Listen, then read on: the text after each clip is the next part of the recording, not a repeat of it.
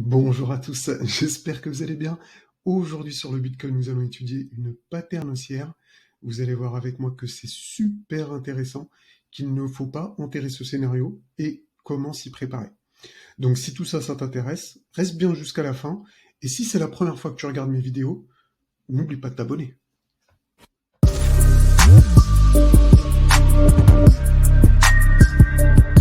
D'après cette schématique, donc, on pourrait être en test de support avec une prise de liquidité de l'AR. Donc c'est quelque chose de tout à fait normal dans ce type de schématique.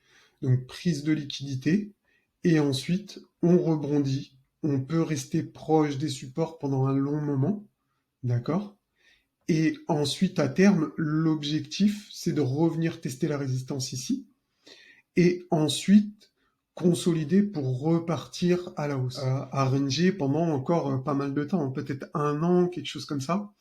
Donc, vous voyez le développement de la schématique. Si on a fait un BC, AR, ST, un retest du support, une prise de liquidité, ça voudrait dire qu'on n'est que ici.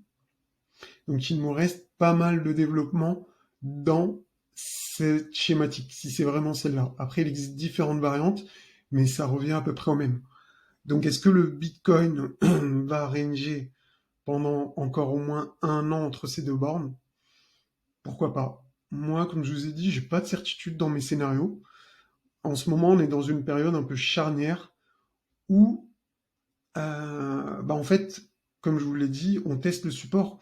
Et donc, si ça casse, il va y avoir une série d'enchaînements. C'est un peu comme une boule de neige qui dévale d'une montagne. Elle grossit de plus en plus.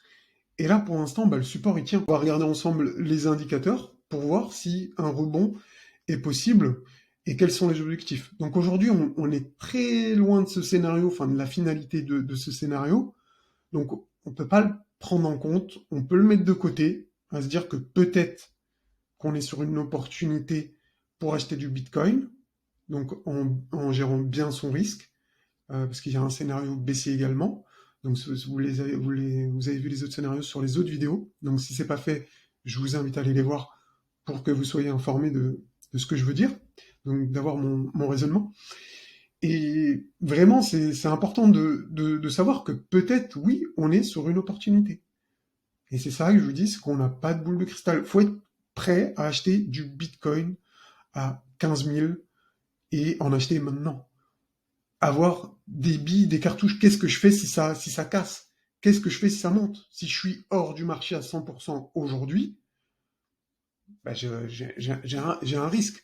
Mais on va voir ensemble qu'on peut trouver des portes d'entrée plus court terme, parce que là je suis en weekly, donc c'est quelque chose qui va se dérouler sur plusieurs mois, peut-être plus d'une année, d'accord? Donc on va voir comment rentrer à court terme par la suite. Les gars, restez bien attentifs, je vais vous montrer donc des choses encore intéressantes. Ici, j'ai tracé une trendline qui part du 14 mars 2020, la crise Covid, suite au crash. Donc c'est vrai que c'est la tendance primaire qu'on a eue depuis le début du bull run. D'accord? C'est vraiment celle-ci, c'est cette trendline. Est-ce qu'elle a été cassée? Donc suivez bien le trait blanc ici. Donc c'est vrai qu'il y a pas mal de tracés, mais vous voyez bien qu'on est dessus en fait. On travaille cette trendline. Donc c'est pour ça que le scénario de la réaccumulation, avec un Bitcoin hyper bullish, enfin hyper bullish dans le sens où, au lieu d'avoir un bear market à la 2017, le bear market du Bitcoin, c'est un big range, c'est une big réaccumulation. Mais on voit bien que sur les alts, c'est un vrai bear market. Il y a eu un vrai bear market. Donc il y en a qui me parlent, oui, il n'y a jamais eu de bear market sur le Bitcoin, nanani, nanana. Ok, à la rigueur, je veux bien. Mais, sur les alts, elles ont toutes eu un bear market. Après, s'il y en a peut-être quelques-unes, mais si vous pouvez me dire, enfin, en tout cas, 99% des alts ont un vrai bear market. On le voit clairement, les charts, les alts, elles ont perdu entre minimum 60, 80, 90 et plus si affinité. Donc, il y a eu un vrai bear market sur les alts. Et je me dis, mais si vraiment le Bitcoin, il va à 15 000, 20 000, etc., les altes, elles vont finir à combien? Oui, c'est possible, hein. C'est possible. Mais gardons en tête qu'on peut avoir une schématique de réaccumulation et qu'on est peut-être proche d'un bas ultime. D'accord? En tout cas, qu'on peut avoir un gros rebond et même revenir tester la zone de résistance au niveau des 65 000. Donc ici, je pensais à une redistribution parce qu'il y avait la schématique qui ressemblait. Donc pour l'instant, je l'enlève. Et qu'est-ce qu'il nous faut maintenant pour valider vraiment la hausse et se dire là, c'est une accumulation. C'est ça en fait qu'on aurait besoin, c'est d'avoir une accumulation pour revenir tester la trendline et ensuite, pourquoi pas faire un retracement, faire quelque chose comme enfin, des W en zone de rechargement. Donc je vais vous montrer la pattern d'ailleurs que je dois avoir ici, voilà, c'est ça. D'accord? Donc ici, on aurait le pivot 1. Qu'est-ce qui me manque? Le pivot 2, donc un gros rebond, d'accord? Moi que j'identifie aux alentours de la zone de trendline, voire mon petit rectangle rouge. Donc on va voir ensuite à quoi ça correspond.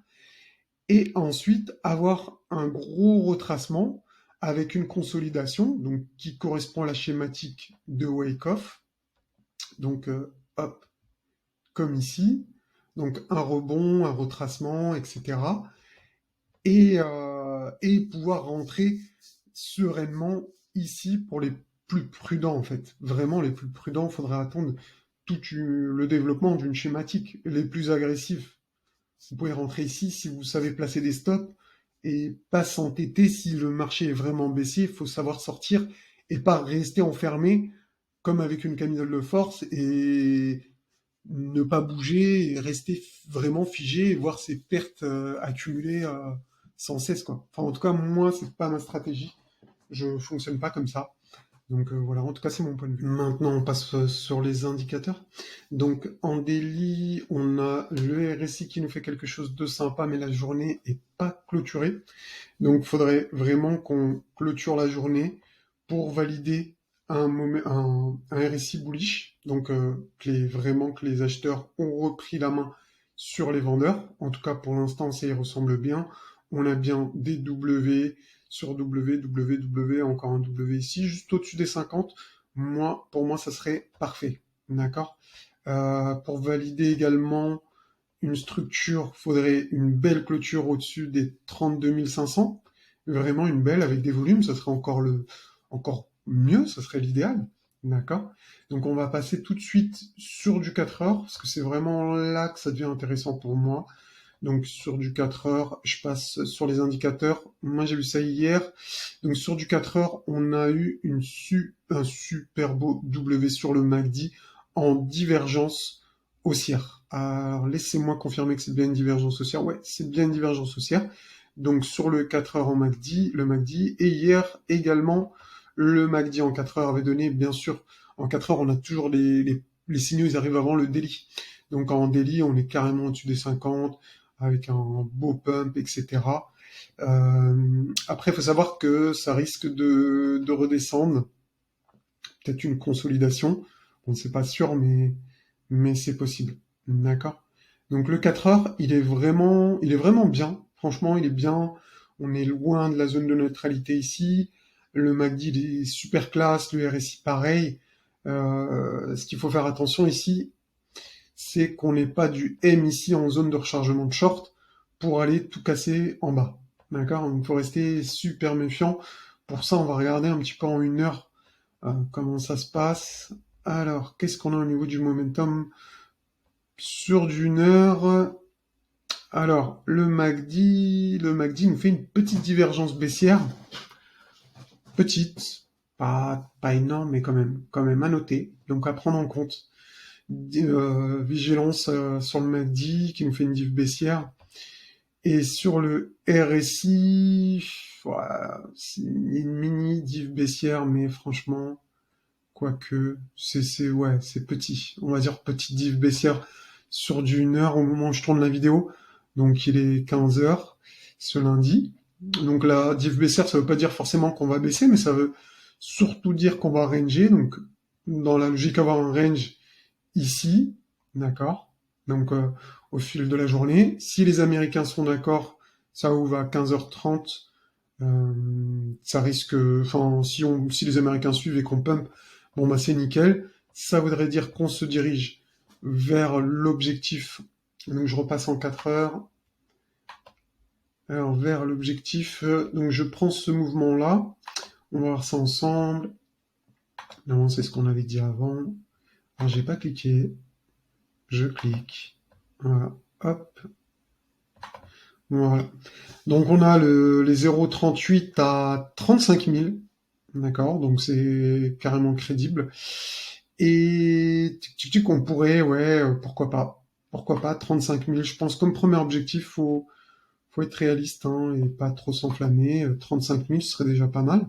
Venir tester la trendline ici. À voir si vraiment on tient, si on casse ce niveau, on validerait une belle structure. Pourquoi pas. Après, attention, bien sûr, ça peut être un piège. Hein, ça peut être un piège. Il y a une schématique de distribution qui ressemble à celle-là. Après qu'on viendrait faire un UTA d'ici, boum boum, ouais, pourquoi pas faire l'UTA d'ici. Donc de toute façon, je vous tiens au courant, je surveillerai le momentum, et si je vois des signes de faiblesse au niveau des 35 000, si on y va, bah faudra faire super attention et regarder si c'est le moment de prendre du bénéfice pour vous. En tout cas, moi je vous dirai ce que je fais. Voilà les gars, je vous ai présenté donc le scénario aussi. Je tenais absolument à le faire. Euh, le bear market peut-être sur le Bitcoin dans ce cycle ressemblera à une vague de réaccumulation. Donc c'est tout à fait crédible, c'est tout à fait possible. Pour le moment, le scénario le plus bear que je vous ai présenté dans les vidéos précédentes n'est pas validé. C'est vrai qu'on est près de la MA200 qui en général donne des signes de bottom. Donc pourquoi pas remonter comme ici et ensuite toucher la MA200 plus tard dans l'année. C'est tout à fait crédible. Donc ça peut être une opportunité d'acheter aujourd'hui. Il faut le savoir. Je tenais à vous le dire. J'ai pas envie que vous pensiez que c'est forcément la baisse qui va arriver aujourd'hui. On est dans une période charnière et c'est très difficile de mettre un scénario plus que l'autre. Le mieux pour les plus prudents, comme je vous l'ai montré tout à l'heure, c'est d'attendre une structure de retournement avec une cassure de la trendline et un W de l'autre côté. Donc ça, c'est pour les plus prudents d'entre vous. En tout cas, c'est tout pour moi pour aujourd'hui. Merci à ceux qui sont restés jusqu'ici. Si t'es pas abonné, fais-le. Et si t'as pas liké, fais-le aussi. Allez, sur ce, je vous souhaite une très bonne journée les gars. À bientôt.